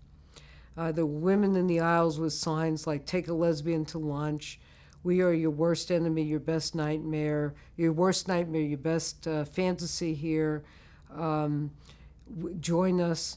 And we got up on the stage. I think Martha Shelley spoke, and we put lesbianism, racism, and issues of class on the agenda. None of these issues were going to be discussed at this big conference for an entire weekend, and we put these issues on the agenda for the conference for that weekend. And those issues then never came off the table. It was a major change that we made that day for the history of the women's liberation movement. It really was an incredible action that we did. We then we continued to organize for the march here. Late in May, I went to California. I went to Los Angeles. I became part of the Gay Liberation Front in LA. It was pretty easy for me to find them. I agreed to pose for a poster that was for the first Gay in California. It was for Gay in 3, actually, in California, in Griffith Park. And so we went to Griffith Park, and I appeared on this poster with Cherie Matisse, Randy Schrader, a guy named Chuck, and there was another guy there, and I can't think of his name right now. And the big poster was made, Gay in 3, that was around this festival. And we organized for the first march. And we had a gay pride parade. And people think, the one in New York was the only one. But we had a march the very same day in Los Angeles, on the anniversary of the Stonewall uprisings. We gathered on McCadden Place in Hollywood because the police department wouldn't give us a permit for any other place. We gathered there and we marched to Hollywood Boulevard. Now, it was a little different there because some of those people there had to have a float. But the float, and I should use quotation marks here, had a jar of Vaseline on the top of it, and that was the float. It really was a little bit different there. And that was used, before KY came along. And that was our float. And we walked along.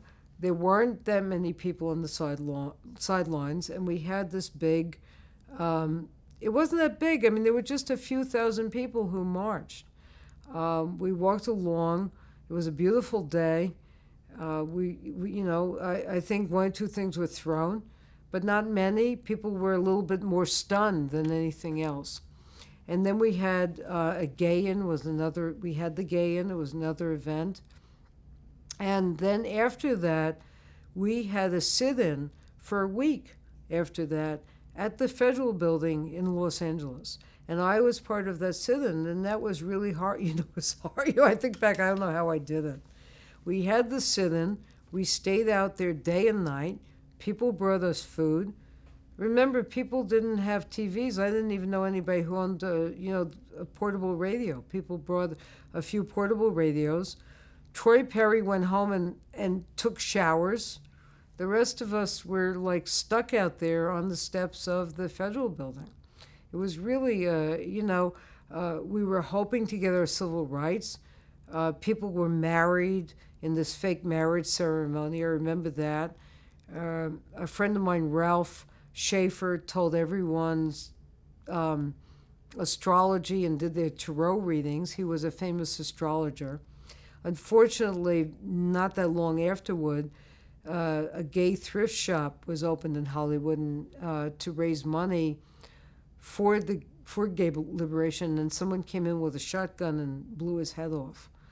And that was and it was really weird because it wasn't that long after that he suddenly stopped just reading tarot cards and doing astrology, and then not that long after that he was murdered. And maybe it was a robbery, maybe it was homophobia. Why would you go into a gay thrift shop? I don't know. It was really terrible. He was a really wonderful guy.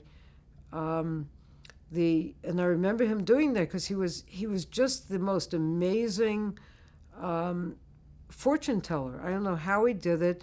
I remember so clearly he told me that I would go to a bar, I would go home with a woman who had a blue car.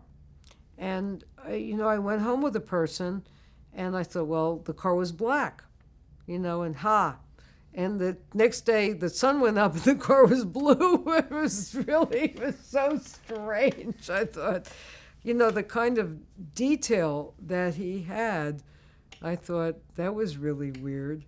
How did he pick that? And that was the only time I went home out there with a woman from a bar. So we did that, and Karla, can I back you up for just a moment? Could you describe what a gay-in is? Okay. And love-ins and It's kind of interesting because it was kind of a hippie type thing. We had these events in Griffith Park, and people gave out, and there was one in Central Park as well. And what a gay-in was we got together, and there was usually a table in which people gave out information for gay men about how not to be arrested and what your rights were if you were arrested. It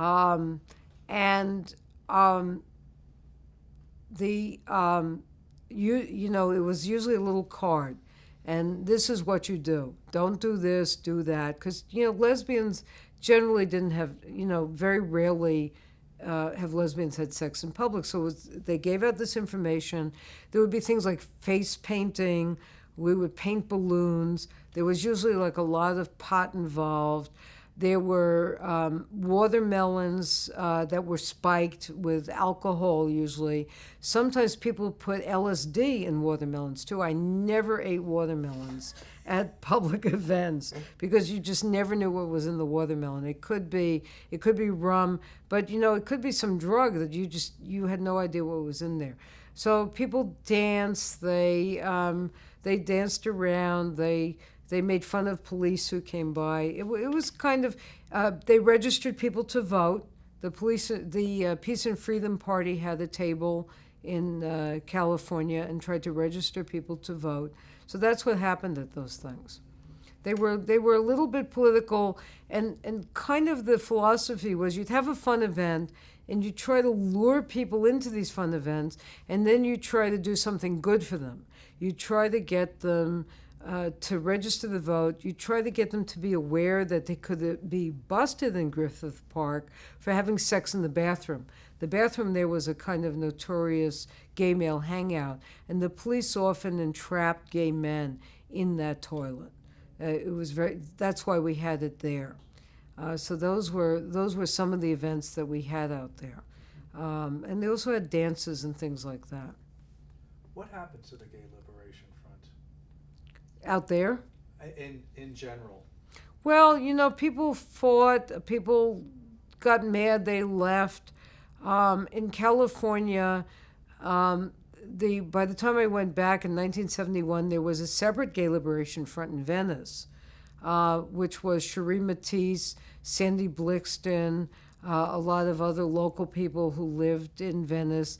And the Venice Gay Liberation Front was much more radical than the Los Angeles Gay Liberation Front. So people started to divide into factions.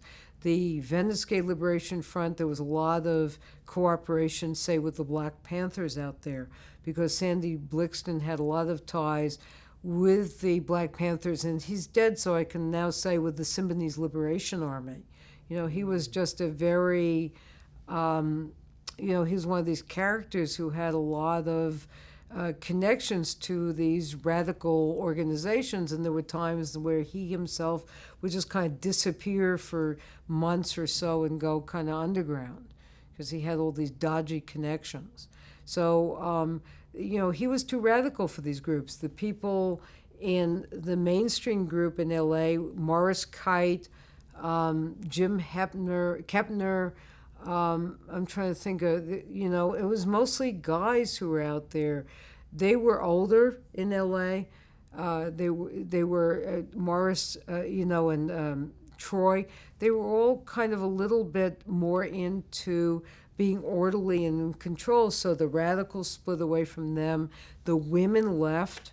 The women formed a center in Echo Lake. Del Juan formed a kind of little lesbian feminist refuge center there. And so that's what happened. People started to split, and that's what happened in New York. In New York, Sylvia and Marcia formed the Street Transvestites Action Revolutionaries. The lesbians, we had CR groups, we had radical lesbians. The people of color, the women of color had Salsa Soul Sisters. The radical men and women who were in the Red Butterfly cell thought the other people weren't radical enough. After a while, everybody didn't like anybody else. So by December of 1971, the Gay Liberation Front was defunct. Let's bring it through up through the 70s to the first gay march. Were you involved in You mean that? 1970? 1979. The first, Oh, yeah, on Washington. on Washington. Yes. Oh, yes. I wasn't an organizer, but I went. And that was, the thing about that, there was so many marches, and one of the things the only thing I remember about marches, in retrospect, is which march was which. I mean, basically, this is how March worked. And they still work this way, like the marches in Washington for, the Women's Day. You get up before dawn, you'd go down to Union Square, you'd get on a bus, you'd have your paper sign, on oak tag, I guess you'd call it. You'd get on the bus, you'd go down there, and there'd be a gazillion people, and you hope you'd still stick with your friends and find your bus back. The march in 1979 was really huge, but whether I can remember specific details of it, except that it was this huge march, and just so many people walking, down there, and there was a huge rally and entertainment and various speakers, and, they become a blur after a while.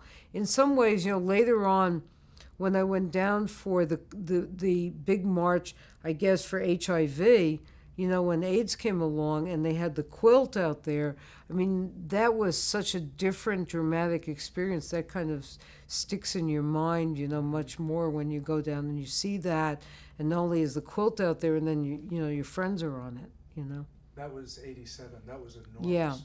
Yeah. That was an enormous march, But when you've been down there, and I was down there for the march, for Vietnam, and the women went down there, and everybody was going to Washington. After a while, I have to say, they all blend together. It's kind of funny because for so many years, I had never been to Washington D.C. except I don't know when. I think finally in 1979. Alan and I published the Gay Report. Somebody sent us to Washington, D.C. on a book tour. I finally saw something in Washington besides a demonstration. It was really kind of funny, where I actually said, oh, there's a museum. Isn't this interesting? There's a bookstore, there's a museum. There, and I got to see that there was a city behind this. I thought it was a big platform in which you walk through with a sign. It was really like a stage set. Yeah. I just had no concept of Washington except as a demonstration site. Just a few more things, because Yeah. I know we've been going on for a while. Yeah. There was a saying from the radical lesbians, and I was wondering if you knew who came up with this. It was, in a society in which men do not oppress women and sexual feelings were able to follow, sexuality was able to follow feelings, the categories of heterosexuality and homosexuality would disappear. I think that actually appears in Out of the Closet somewhere, Voices of Gay Liberation. I think that very phrase appears in there, and that was probably part of a manifesto. Which manifesto it belongs to? It may be by Carl Whitman. It's an interesting statement, because it really, in some ways, really helps define what's going on now with sexual and gender fluidity, not defining, there's no box necessarily, you are where you land at certain times, and that can change. Yes. It's almost prescient from that time to where we are now. Well, we were really the gender radicals. When we welcomed people who today would call themselves, trans. Sylvia and Marcia called themselves street transvestites. I mean, often, the verbiage depends on the era. But we had trans people. We had, people of color. We had people like Brenda Howard, who was in Eulenspiegel, which was an SM society, and she defined herself as bisexual. We had people of all sexual expressions in the Gay Liberation Front. And it was only later, I think, that people started to go more they went back towards a more conventional sexuality. We were mostly very much against monogamy. We were against being in a couple. We were into androgyny. Some of it could be a little oppressive to people. When I had this long hippie hair, when I finally cut it, people said, she's expressing her lesbian sensibility. No, I had split ends. I just could do nothing with my hair anymore. My hair was just in such bad shape. When Alan had a beard, Alan Young, who's my good friend, they said, oh, he's so too butch. He has this beard, he should get rid of the beard. He should be more androgynous. So there was a kind of certain militancy towards an androgynous middle. But there was also this wonderful fluidity in which people often could be free to explore who they were, that people were free to live in collectives, to sleep with everybody or no one. And I think that was the sexual revolution of the 60s, which we embraced, and which I think, in order to get things later on, like marriage equality, I think that we sold out people. We sold out trans people. We sold out single people. We sold out people who really could change society because they want to live in threesomes or foursomes, or they want to live in different kinds of arrangements which might really impact society and change the way we live today. And in order to get society to give us our rights as married couples, we were willing to throw all of these people under the bus, where I think a more revolutionary approach would be to say, look, everybody deserves these rights. Everybody deserves the right to health care. Everybody deserves the right to say, this person is the person who's going to take care of me if something happens. Legal schmiegel, this is the person here. Now get lost if you don't like this person over here. Regardless of gender, we lost the opportunity that was presented by a radical group like the Gay Liberation Front to change society forever. And, we might get back to that, but we lost it for 50 years. For the white picket fence, I think this is fine. I support families. I'm married. I almost fainted at the altar. It's true. When my spouse said ring, I said what? And I broke out into a terrible sweat. There was the word ring. What word is that? But, as I get older, I believe in the rights. I believe that if you can get the rights and you have to get married to do it, do it. But I believe in my friends, and I think that all of those people should have these rights too. Amen. Karla, are there any questions that I didn't ask or any things that you would like to talk about? You wanted to talk about the sexual liberation movement in San Francisco. The Psychedelic Venus Church. You want to talk about that, right? That's something I haven't been interviewed about. Most people, if TV, it's unfit for publication. In the late summer, in part of the summer of 1970, was it 70 or 71? No, it was 70. Some friends of mine wanted to take a trip up the California coast. So we all piled in a car, and we went up to San Francisco, camping along the way illegally. And we just would drive into a state park and sleep on an air mattress. And wound up in San Francisco, and somehow, and I don't know how, I got introduced to two groups of people. I was with actually straight people on this trip. I was with a woman named Terry and a man named Jim, and they were all heterosexual. And we just decided they were friends of mine from California, from Venice, and I decided to go with them. Up we went, and they introduced me to this really interesting, intriguing guy named John Jefferson Fuck Poland, the Reverend John Jefferson Fuck Poland, who was the head of the Psychedelic Venus Church.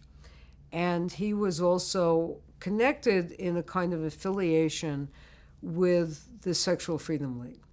So while I was there, I met people who were connected with the Sexual Freedom League. I met Phyllis Lyon and Del Martin, and we became friends for life. And they had been, as everybody knows, the longtime activists of the Daughters of Bilitis, and they took me around. And they may have been the ones who introduced me to Jeff, as he was known. And he had a sidekick who was They were primarily heterosexual guys. He had a sidekick who was called Mother Boats, and I think his name was Brian something. I think he's passed away. And what they basically had was they had incorporated themselves as a church in order not to pay taxes. And this was a common thing. In California, you could right away to this church that was, I think, in the Bay Area. You could be ordained, and then you were a reverend, and you didn't have to pay taxes, and your group was then a church, and you could apply for tax exemption. So this, even though it was called the Psychedelic Venus Church, as far as I could tell, in my stay there, you didn't, they didn't have any services or anything. So I went, and all of my friends who had traveled with me, we stayed, and Jeff was throwing an orgy. So, why not? So we all went to an orgy that was he was over in East Bay, Market Street. He had that's where the Psychedelic Venus Church was, and he had this big orgy. And you came in, and they gave you like a big paper bag from a supermarket. And you put your clothes in the paper bag, and you put your name on the bag, and you hope you could find it later, so you went in, and it was really interesting. It was men and women, and people were doing everything, but people were very respectful. No was no. And that was one of the things about the Sexual Freedom League and the Psychedelic Venus Church, is that people were very respectful of other people's, right to say no. There were probably not enough women for the men. I went there. I met a woman there named Sandy Fields. And I don't know if I even used her name in the book because she passed away a year ago in January. And I met her. I liked her a lot. She had a girlfriend she was there with. The three of us became involved. We had sex together. I liked her a lot. Her partner at the time was a sergeant in the Army. So the whole thing was a little strange. The three of us had sex together.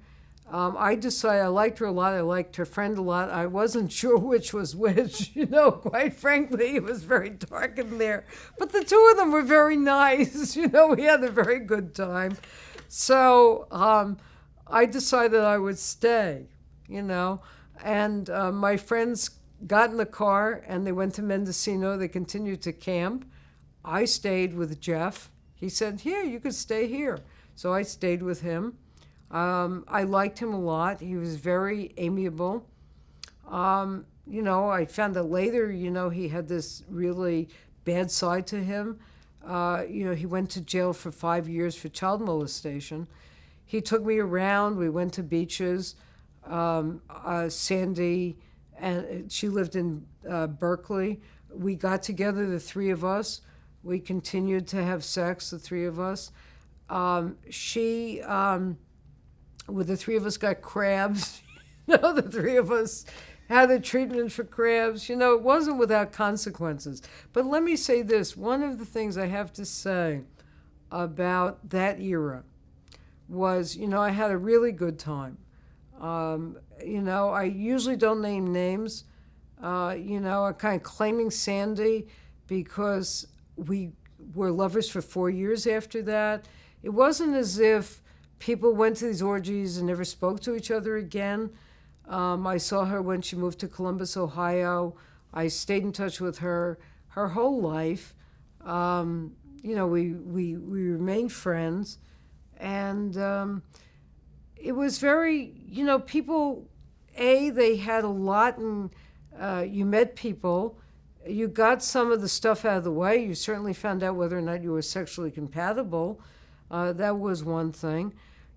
I never caught anything except for that. It was really interesting.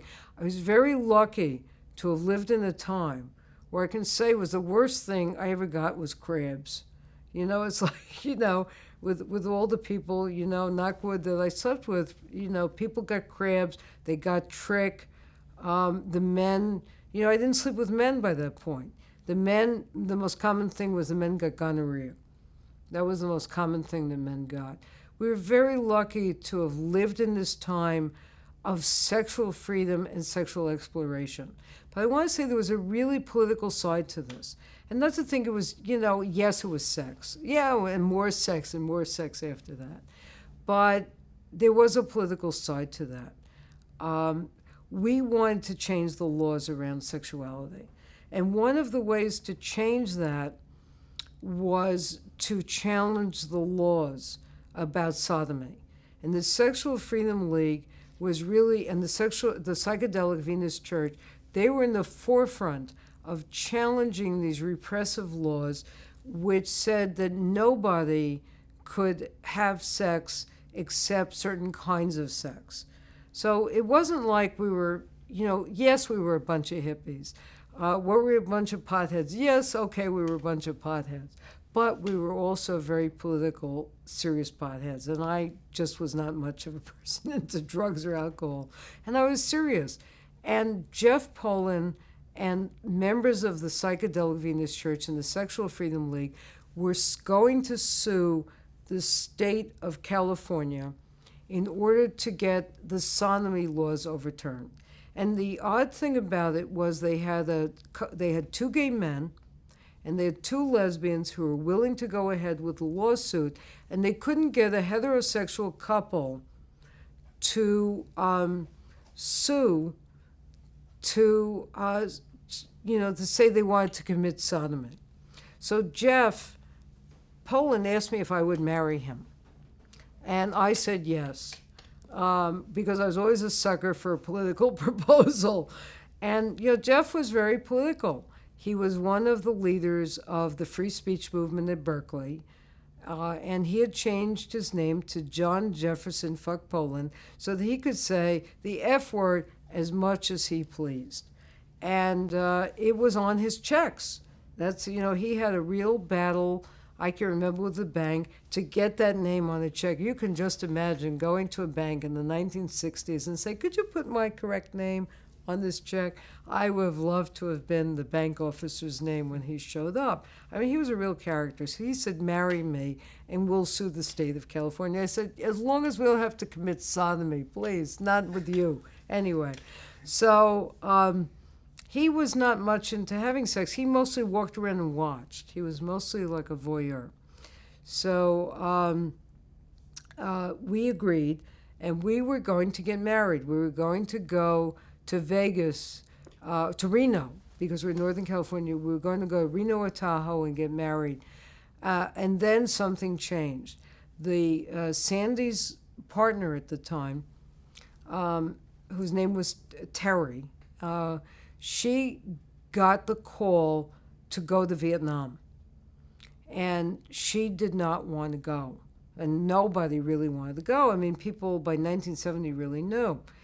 And the only way that she could stay in the States was to marry someone who was based in the United States. And hopefully she could get pregnant, which would be even better to keep her out of harm's way. I think she was a nurse.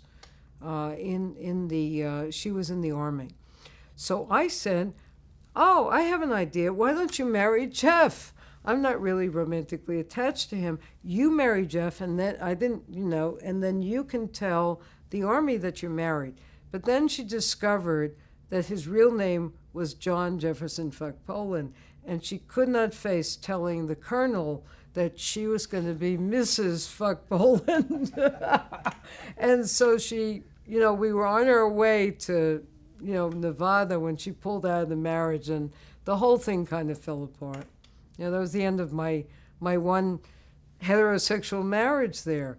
But I really did believe that that was one way to do it, and that's how they organized it. And it really did overturn sodomy laws, which were maybe unfairly and disproportionately enforced against gay men. But we forget that those laws were applied, at least in law, against the board, across the board, against people of all sexual orientations and configurations. So that it's just if you were in the wrong place at the wrong time. There was a famous case in Michigan of two lesbians who were in a tent, and they were somehow exposed in this tent and they were arrested. So a lot of prosecution for being gay, male, or lesbian, or being trans, a lot of that really had to do with bad luck, being in the wrong place at the wrong time, and not because you were an evil person. And I strongly believed that these laws against sodomy had to be overturned any way we could. I wasn't a particular fan of going through the courts, but how else could you stop these persecutions? They had to be stopped, and California was certainly, seemed to me, like the first place where you were probably going to get a sympathetic hearing. If it meant my marrying a man, I thought, so what? I was never going to get married, and I was willing to do that. Excellent. Thank you for answering that about Psychedelic Venus Church. Yeah. I think we can wrap it up Okay. there, even though I have like another hour and a half worth of Well, questions. yeah, But yeah. that was my Thank you so much. never recorded story of